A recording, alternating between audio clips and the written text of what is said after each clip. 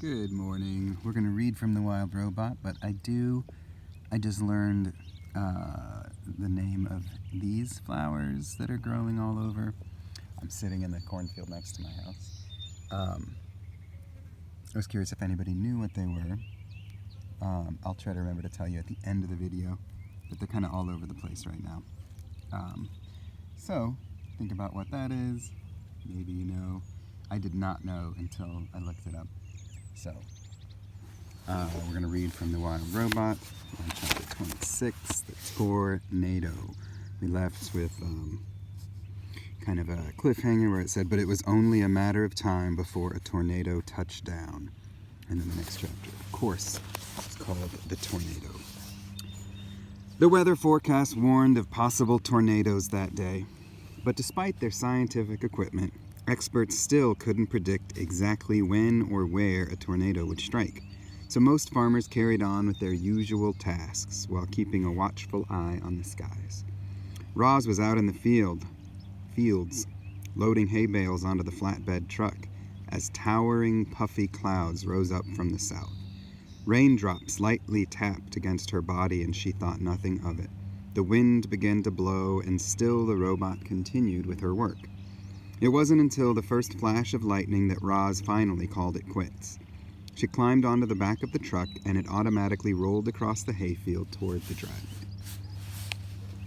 The storm developed quickly. Dark clouds started swirling and bulging downward, lower and lower, like a giant twisting finger pointing at the countryside. Wow, look at that picture. That's insane. A tornado was beginning to form. When the truck reached the driveway, Roz hollered, "Drive faster!" The engine revved, the tires kicked up gravel, and the robot held on tight. The funnel cloud continued stretching downward. It brushed the tree line, and leaves exploded into the air. Dust whirled around and around, rising higher with each spin. Then the tornado touched the ground. A siren sounded in the distance, but the tornado was growing noisier and angrier as it blew in from the fields, and the siren was quickly lost to the howling winds. The truck charged up the driveway and into the cluster of farm buildings. Roz looked ahead at the house and saw frightened faces in the windows. "Go to the storm shelter," she hollered in her loudest voice. Then she leaped off the truck and ran to help the Sharifs. Leaves and sticks flew sideways, whipping against the robot's body, knocking her off balance.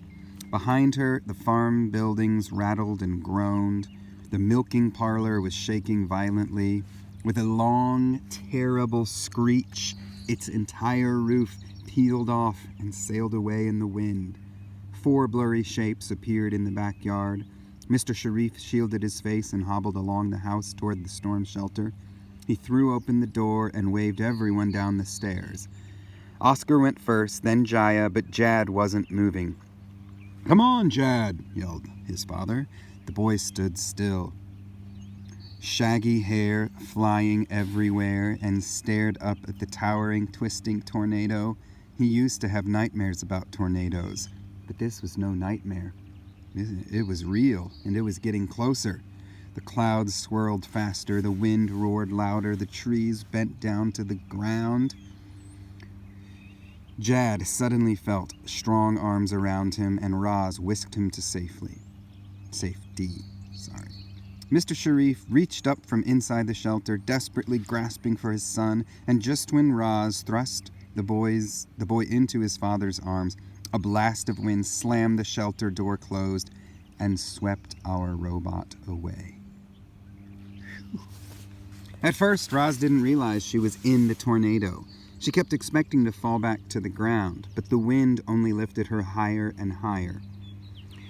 She saw the treetops, the rooftops, the faraway fields. More of the countryside came into view with each spin around the funnel cloud. Our robot's survival instincts were blaring in her head, urging her to protect herself. But what could she do? The tornado was in control. The winds whirled her up and around, up and around. Roz could almost imagine what it was like to fly, and she thought of Brightville. It seemed her final moments would be spent in her son's airborne world.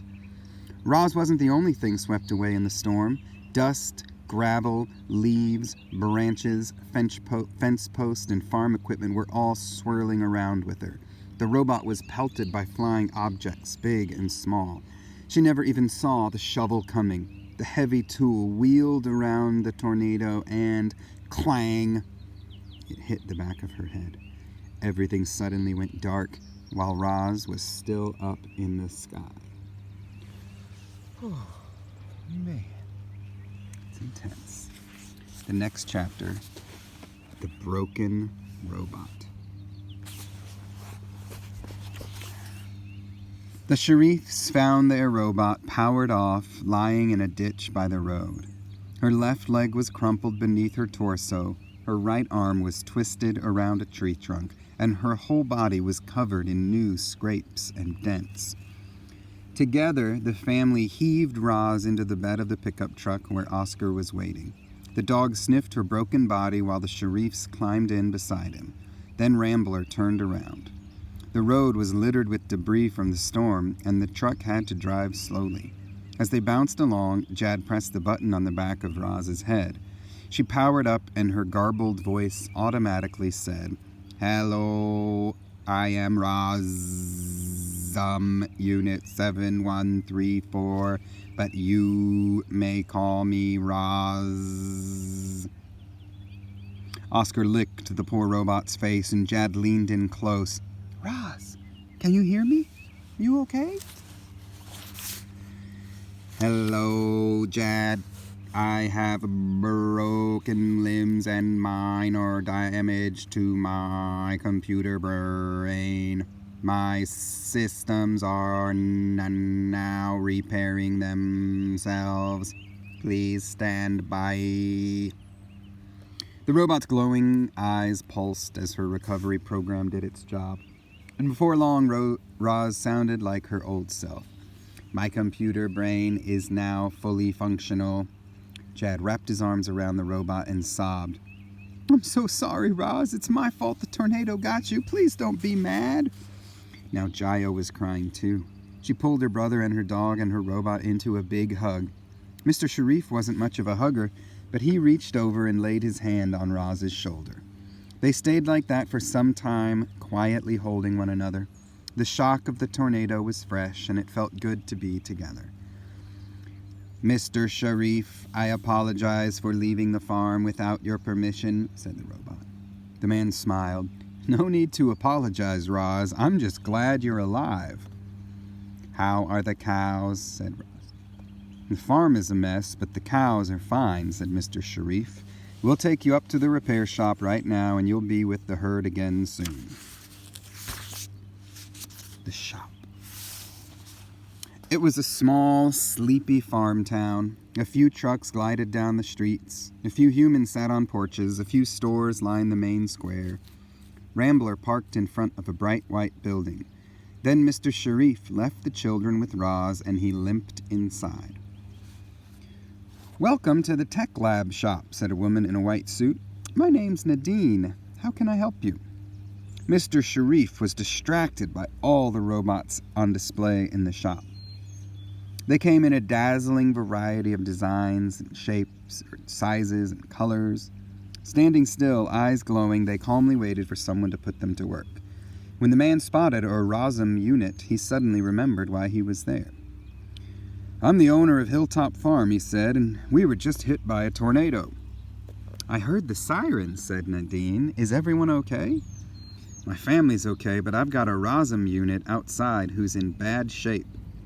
The woman called over her shoulder, "Patch, bring the Razum repair kit." A robot marched into the room carrying a large case. He looked similar to a Razum robot, but he was shorter and wider. The word "Patch" was lightly etched on his torso. Mr. Sharif led Nadine and Patch out to the truck where the children were chatting with their robotic friend. Patch quickly scanned Roz's broken body and announced the cost of the repairs. The man stroked his chin, mulling over his options, until the children blurted out, "Just fix her!" Mr. Sharif nodded, and Patch sprang into action. With smooth, precise movements, the robot gently placed Roz on the ground. Then he grasped her broken arm and her broken leg and twisted.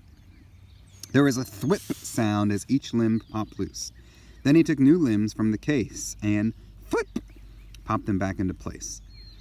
In a matter of seconds, Roz was whole and back on her feet. "Robots never cease to amaze me," said Mr. Sharif, admiring Roz's shiny new limbs.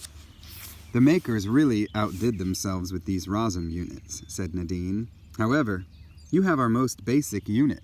Would you like us to upgrade her software or adjust her settings or polish out these scratches? Will that cost extra?" Nadine smiled. "I'm afraid so." "This basic unit is fine," said Mr. Sharif, "but I need to order a work crew.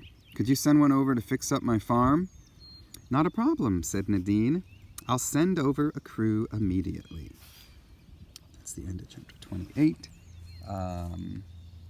These flowers that are here, the name of these is the red dead nettle, which I thought was a really kind of bouncy, poemy sounding name, red dead nettle. So, yeah, they're growing all over the place here, along with all the dandelions, of course. But they'll probably put corn here in this field sometime here in the near future. But that is red dead nettle. All right, bye.